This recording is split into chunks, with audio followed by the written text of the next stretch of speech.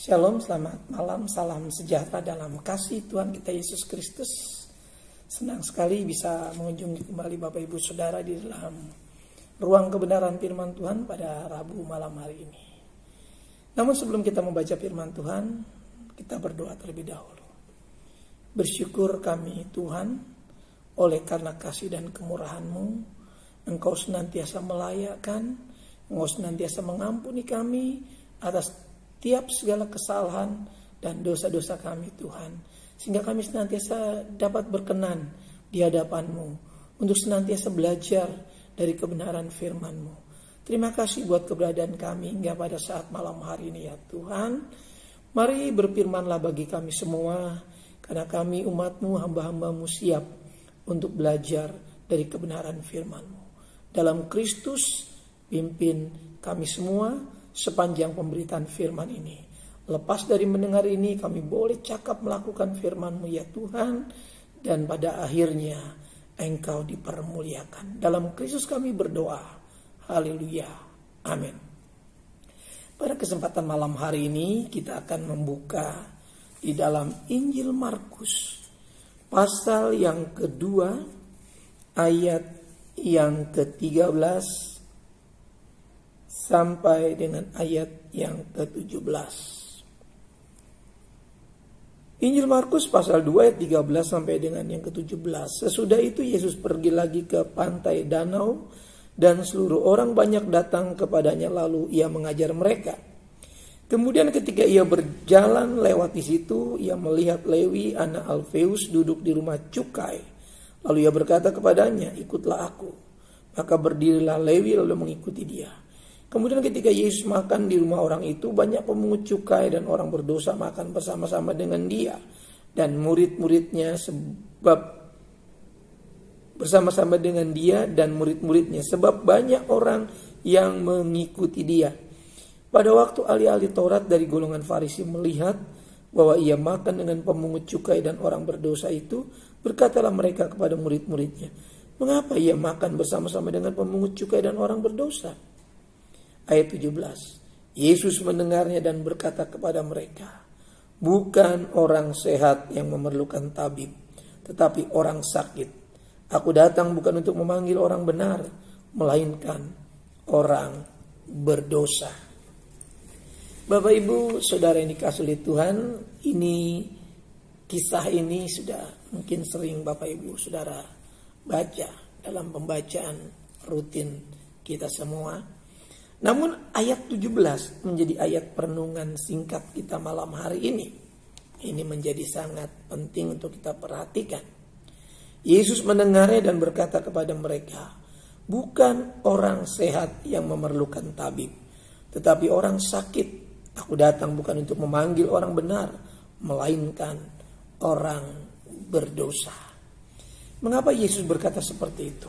Bapak Ibu Saudara yang dikasihi oleh Tuhan, ketika orang-orang Farisi merasa tidak nyaman melihat Yesus berkumpul bersama pemungut-pemungut cukai dan orang berdosa.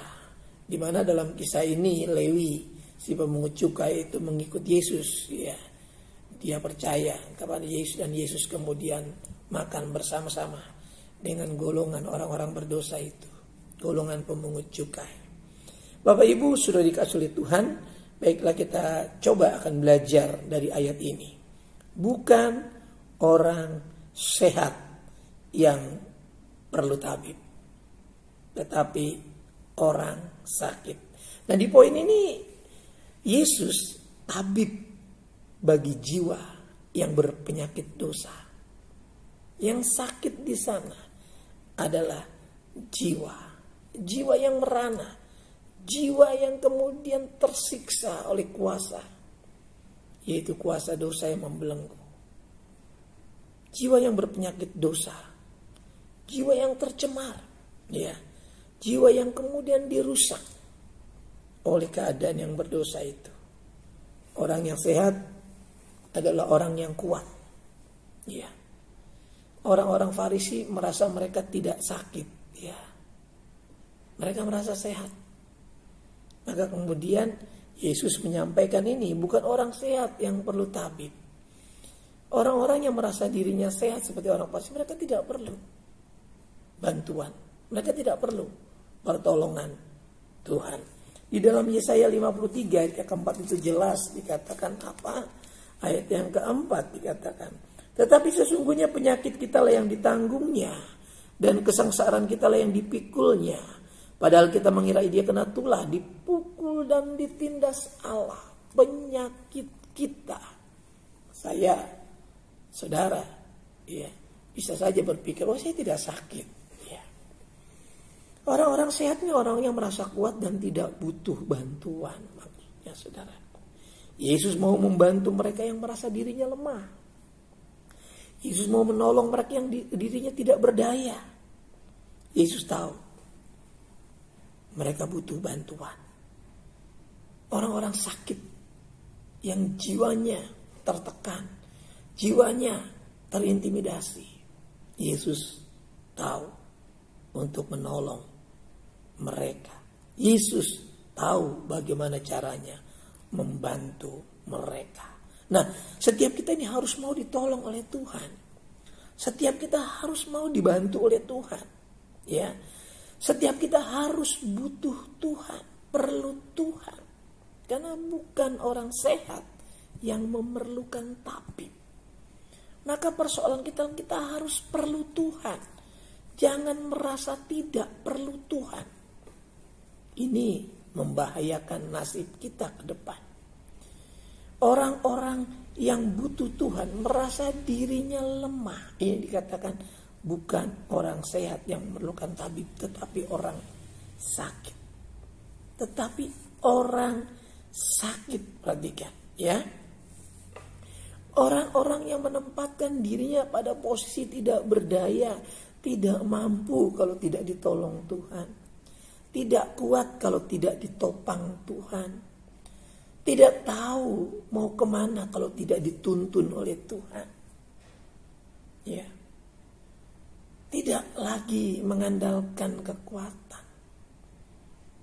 Pasrah, berserah, dan bersemangat terus berpengharapan kepada Tuhan. Ini menjadi penting. Tapi ketika kita memilih bahwa kita tidak lagi butuh, ya, kita tidak lagi merasa perlu Tuhan, ya, kita merasa sehat, ya, ini sesungguhnya sudah ada di dalam posisi yang memang dalam posisi yang tidak aman. Kehidupan kita harus betul-betul menempatkan diri sebagai pribadi yang ya harus kita katakan kita memang lemah. Ya, kalau kita katakan mungkin kita sakit, saya tidak sakit. Maka kita harus mengerti bahwa ini yang dimaksudkan adalah orang-orang yang lemah yang butuh Tuhan. Sehingga Yesus harus menggunakan sindiran ini bagi orang-orang Farisi kala itu. Ya.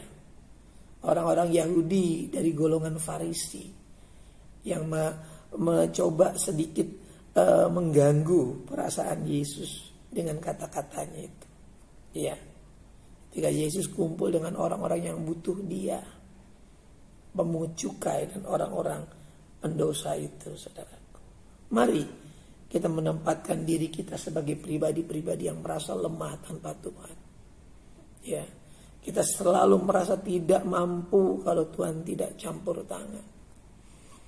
Ya, jangan sedikit pun terbersit dalam diri kita bahwa merasa kita kuat, kita hebat. Kita nggak butuh bantuan Tuhan, kita nggak butuh sentuhan tangan Tuhan. Saudaraku, kalau Tuhan sudah benarkan kita, orang benar akan bercahaya seperti fajar, akan terus makin terang hingga rembang tengah hari, kata firman Allah.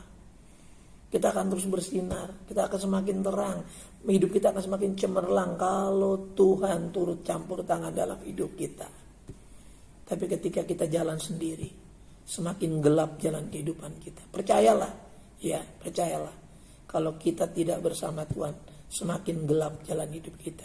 Dan percayalah juga, kalau kita berjalan bersama Tuhan, kita akan semakin terang hidup kita. Jadi kalau tanpa Tuhan ya semakin jelas, kita akan semakin gelap berjalan.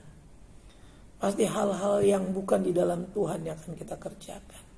Tapi kalau kita terus ditopang oleh Tuhan. Kita merasa butuh campur tangan Tuhan, butuh intervensi Tuhan. Maka makin jelas masa depan hidup kita semakin terang, benderang di dalam Tuhan. Yaitu nasib kekekalan kita di dalam Tuhan. Lalu keberadaan kita di bumi ini pun akan dituntun oleh Tuhan. Sehingga sepanjang kita menjadi percaya, kita tidak akan jatuh. Tidak akan jatuh dalam rupa-rupa kesombongan. Kesombongan adalah merasa tidak butuh Tuhan, merasa tidak perlu menyembah Tuhan, merasa tidak perlu mengasihi Tuhan, merasa tidak perlu melakukan firman Tuhan. Iya. Dengan keyakinan sendiri bahwa saya pasti selamat tanpa melakukan firman Tuhan. Tentu ini tidak boleh ada di dalam pemercaya Yesus. Bapak Ibu yang dikasihi oleh Tuhan, saudaraku yang dikasihi oleh Tuhan, yang kemudian ya kita lihat yang kemudian setelah bukan orang sehat yang memerlukan tabib tetapi orang sakit, ya orang yang merasa dirinya lemah, tidak berdaya dan selalu butuh Tuhan. Ya, aku datang bukan untuk memanggil orang benar, melainkan orang berdosa. Bapak Ibu, saudaraku yang dikasihi oleh Tuhan, Ia menemukannya pada mereka yang tidak tahu dan bersalah.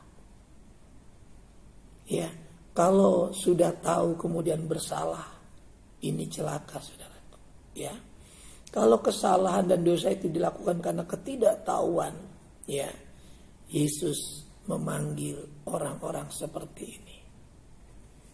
Ya, yang dilakukan secara sengaja, ya, tentu ini kurang menarik di mata Tuhan. Orang-orang yang hidup di dalam dosa karena ketidaktahuan mereka, karena ketidakmengertian mereka. Inilah yang Tuhan temukan di dalam kalimat, ya bukan memanggil orang benar, tetapi memanggil orang berdosa. Saudaraku, orang yang merasa dirinya tidak benar, bukan orang yang merasa dirinya benar. Tuhan tidak tertarik dengan orang yang merasa dirinya benar. Orang-orang Farisi, ya, orang-orang Yahudi dari golongan Farisi itu merasa mereka bukan orang berdosa.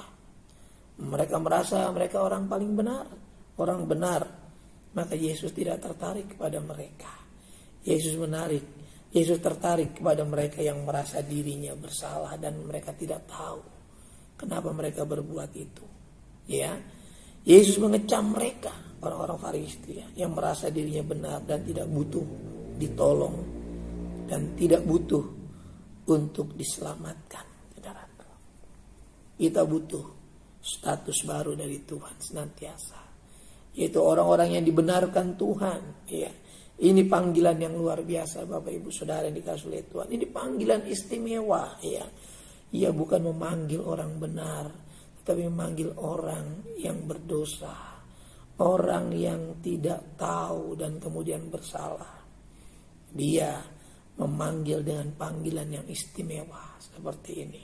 Ya, ini panggilan dengan tujuan yang ajaib, saudara ini dikasihi oleh Tuhan. Kenapa? Panggilan itu mengubah status seseorang dari orang yang berdosa menjadi orang yang dibenarkan, bukan merasa benar oleh karena kebenaran sendiri.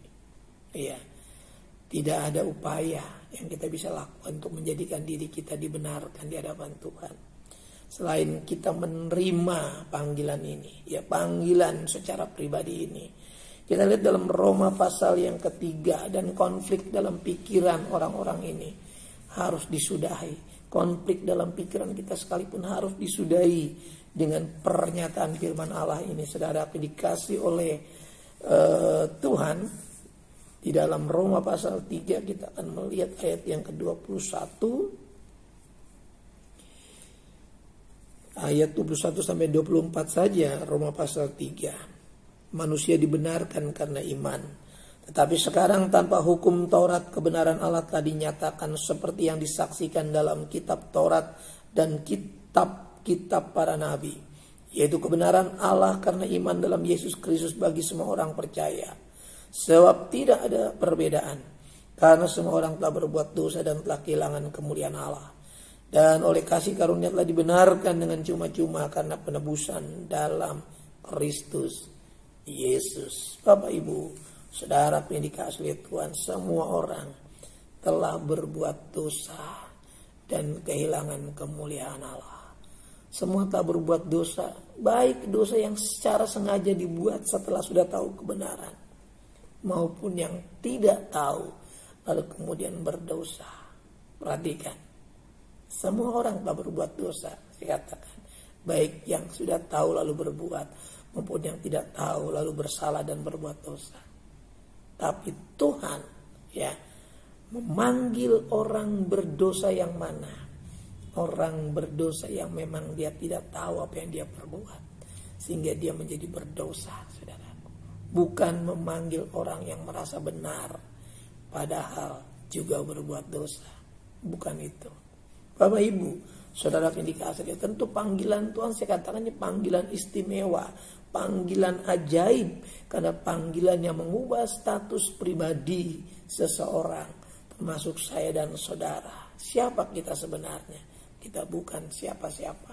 Kita orang yang pantas dimurkai, tapi kita diberikan anugerah dalam kasih karunia Yesus Kristus dengan panggilan yang luar biasa dan istimewa ini. Tidak ada perbedaan, semua orang telah berbuat salah. Namun kita bersyukur dan oleh kasih karunia telah dibenarkan dengan cuma-cuma karena penebusan dalam Kristus Yesus. Konflik ini saya katakan tadi di dalam pertentangan pikiran manusia, di mana mungkin orang berpikir kok yang dipanggil yang dipanggil ke orang berdosa bukan orang benar.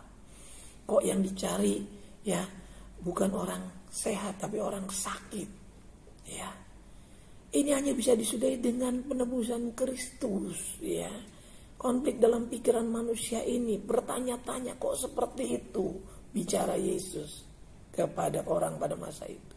Dan itu disudahi dengan kematian Kristus oleh penebusannya dikatakan. Karena semua orang telah berbuat dosa dan telah kehilangan kemuliaan Allah. Maka panggilan ini menjadi penting. Panggilan yang telah diselesaikan dalam korban Kristus. Perhatikan. Ini menjadi nyata bahwa kita menjadi pribadi-pribadi yang mulia. Biar Tuhan yang menyatakan sehat rohani kita sampai kita merasakannya dan menikmati bahwa kita memang disembuhkan. Dia tabib yang mau menolong setiap kita. Hari ini mungkin jiwa kita sedang tertekan. Banyak orang yang membiarkan dirinya diperdaya oleh kuasa dunia ini, yang membuat dia tidak damai sejahtera. Seharusnya damai sejahtera, tapi sengaja dibuat oleh si jahat, karena mereka memberi ruang untuk si jahat merusak hati. Itu sakit di dalam rohani. Tuhan mau cari orang-orang seperti ini. Namun maukah orang-orang seperti ini disembuhkan Tuhan? Itu keputusan setiap manusia. Karena biar Tuhan saja yang menunjukkan kuasanya lewat korbannya itu, saudaraku. Mari jangan kita cari status sendiri sebagai orang benar. Biar Tuhan yang menyudahi dalam konflik batin kita itu, bahwa status orang benar itu yang memang kemudian dinyatakan Tuhan setelah kita dipulihkan dari penyakit dosa di dalam jiwa kita itu. Kita mendapatkan status bukan dengan pencarian status secara sendiri-sendiri, tapi oleh karya penebusan Kristus. Tuhan Yesus menunjukkan lewat korbannya bagi kita kebenarannya yang membenarkan saya dan saudara. Kita dipanggil dan dipilih untuk dibenarkan, bukan merasa benar, tapi dibenarkan oleh Tuhan. Rasa ini harus kita munculkan. Jadi kita harus merasa bahwa kita hanya bisa dibenarkan oleh penebusan Kristus, bukan kita membangun pemikiran kita bahwa kita orang benar, supaya pikiran kita disehatkan, supaya kita tidak menjadi sombong, tapi kita menjadi sadar bahwa kita butuh Tuhan senantiasa. Status baru ini yang istimewa dan ajaib ini harus terus dibawa di bawah pimpinan penebusan Kristus oleh kuasa darah Kristus, sehingga tidak ada lagi sedikit pun ragi dalam diri kita yang merusak adonan yang baru itu. yaitu kehidupan yang baru di dalam Tuhan. Ayat penutup dalam Roma pasal 8 kita akan baca sebagai ayat terakhir. Roma 8 ayat 30 sebagai ayat penutup. Dan mereka yang ditentukannya dari semula, mereka itu juga dipanggilnya. Dan mereka dipanggilnya, mereka itu juga dibenarkannya. Dan mereka yang dibenarkannya, mereka itu juga dimuliakannya. Jadi ketika Tuhan mencari orang-orang yang berdosa, ya, Dia memanggil mereka, saya dan saudara, untuk ditentukannya, untuk kita kemudian ditetapkan menjadi pribadi-pribadi yang memang dinyatakan benar oleh karena pembenaran lewat penebusan Kristus. Inilah yang harus kita rasakan. Kita harus merasakan ini, saudara, menghidupkan rasa di dalam diri kita bahwa kita dibenarkan, bukan karena kita membenarkan diri kita, tapi kita merasa bahwa kita dibenarkan oleh penebusan Kristus. Itulah perasaan yang baru di dalam manusia kita saat ini. Kita tunduk kepala dan berdoa. Terima kasih buat firman-Mu yang sudah memberikan dorongan, pengertian, wawasan baru dalam diri kami. Supaya kami belajar mengerti siapa kami sebenarnya. Kami orang-orang yang lemah, orang-orang yang sakit dalam jiwa kami, yang tertekan dalam jiwa kami, menderita dalam jiwa kami. Kami lemah, kami butuh Tuhan. Dan kami juga butuh status yang baru lewat Tuhan yang memanggil kami dalam keadaan ini. Supaya kami berkeadaan Kristus senantiasa. Berkeadaan dalam panggilan yang ajaib dan luar biasa. Terima kasih Tuhan buat firman-Mu. Berkati kami semua malam ini. Berkati umat-Mu semua Tuhan. Kalau mungkin ada yang sakit malam hari ini, Tuhan sembuhkan dan pulihkan ya Tuhan. Supaya jiwa kami juga sehat. Karena jiwa yang sehat, jiwa yang butuh makan makanan rohani, terus mengkonsumsinya untuk mengalami pertumbuhan karakter ilahi dalam rohani ini Tuhan. Kami kuat, jasmania kami yang semakin merosot mungkin karena usia, namun batinnya kami semakin disegarkan karena kami selalu perlu dan rindu akan Tuhan. Malam hari ini ulurkan tangan-Mu, jamah sembuhkan, pulihkan. Yang dalam kekurangan Tuhan cukupkan. Yang dalam keadaan bimbang, ragu-ragu, resah, gelisah malam hari ini, Tuhan jamah, pulihkan, tenangkan. Dan Tuhan mulai bekerja dalam diri setiap umat-Mu yang sungguh-sungguh memerlukan pertolongan Tuhan, yang sungguh-sungguh menganggap Tuhan bahwa penting di atas segala-galanya. Tuhan ulurkan tangan-Mu malam hari ini. Hamba-Mu berdoa, jamah di dalam nama Yesus, yang dalam ikatan-ikatan dosa, ikatan-ikatan kelemahan-kelemahan di dalam nama Yesus, yang dalam ikatan-ikatan kuasa-kuasa dunia ini. Oh, yang mulai mencintai dunia ini lebih daripada apapun, dihancurkan, patahkan, dan dibangkitkan cinta kasih akan Tuhan. Cinta kepada Tuhan di atas segala-galanya, yang membuat kami semakin jelas status kami di dalam Tuhan. Menolong para orang-orang tua kami, para lansia, para janda, para duda, Tuhan berkati dalam kesendirian, Tuhan hiburkan. Tuhan pakai orang-orang terdekat, anggota-anggota keluarga menjadi saluran kepanjangan tangan Tuhan, guna pemeliharaan mereka dalam masa tua, masa kesendirian. Tuhan menolong. Berdoa bagi para suami istri, tambah-tambahkan anggur cinta kasih, kenikmatan hidup berumah tangga dalam urapan Tuhan. Sehingga damai sejahtera surgawi turun, shalom turun atas hidup nikah dan keluarga. Anak-anak sebagai buah nikah terberkati. Lewat umur yang panjang sebagai orang tua, kami boleh membimbing anak-anak sampai mereka dewasa. Sampai mereka mengerti panggilan ini dalam hidup anak-anak mereka, anak-anak kami semua. Supaya anak-anak kami Tuhan memiliki rasa takut, rasa hormat akan Tuhan. Yang sudah memberikan kehidupan bagi kami semua. Untuk kami bisa mengerjakan segala sesuatunya. Karena tanpa kehidupan ini, satu pun di antara kami tidak berarti apa-apa. Kami hanya segumpal tanah liat yang tidak berharga, tanpa sentuhan tangan Sang Maestro sejati yang agung itu, yaitu Yesus Kristus Tuhan kami. Tuhan berkati buat anak-anak kami berhasil dalam masa-masa muda mereka. Yang belum mendapatkan pekerjaan, berikan pekerjaan. Yang belum mendapatkan jodoh, berikan jodoh yang daripada Tuhan. Rumah tangga yang baru dibentuk, berikan juga Tuhan buah nikah dalam kehidupan mereka Tuhan. Karena kami rindu rumah tangga baru ini mempermuliakan nama Tuhan. Hidup menyenangkan Tuhan. Agar mereka boleh bersuka cita hanya karena Tuhan. Terima kasih Tuhan. Pendidikan putra-putri kami dari tingkat dasar sampai perguruan tinggi Tuhan berkati. Yang sudah masuk masa akhir penyelesaian kuliah, Tuhan berkati kebutuhan dan cukupkan. Ajar mereka juga berharap dan bergantung sepenuh kepada Tuhan. Sehingga lepas kuliah mereka mudah bekerja. Lepas pendidikan mereka mendapat lapangan pekerjaan. Yang belum mendapat lapangan pekerjaan mereka boleh setia menantinya dengan hidup beribadah kepada Tuhan. Dengan hidup setia mengasihi Tuhan. Sampai genap waktunya Tuhan menjawab doa mereka. Mereka masih didapati setia beribadah kepada Tuhan. Terima kasih Tuhan. Menyerahkan anak-anak-Mu Tuhan. Yang mungkin dalam krisis rumah tangga, Tuhan berikan anggur cinta kasih yang baru senantiasa. Tuhan pulihkan rumah tangga. Yang dalam kesulitan ekonomi, keuangan, begitu banyak kebutuhan dalam tahun ajaran yang baru bagi putra putri setiap anak-anak Tuhan, umat Tuhan. Buka jalan, buka berkat, mudahkan setiap rezeki mereka ya Tuhan. Terima kasih yang bekerja di perusahaan, bekerja di perbengkelan, di kendaraan, sebagai buruh, sebagai tenaga proyek, Tuhan berkati. Tuhan berkati juga sebagai tenaga pengajar, tenaga kesehatan yang berbisnis, Tuhan berkati, berbisnis online di kendaraan, Tuhan berkati, sebagai mekanik, Tuhan berkati. Terima kasih Tuhan, apapun bidang-bidang pekerjaan mereka, yang berdagang di rumah, berdagang keliling, Tuhan berkati. Dengan berkat-berkat yang mereka peroleh, mereka bisa mempermuliakan Tuhan dengan harta mereka, sehingga mereka didapati setia di semua aspek kehidupan. Terima kasih segala apapun yang menghambat merintangi kehidupan, pekerjaan, bisnis, usaha dagang.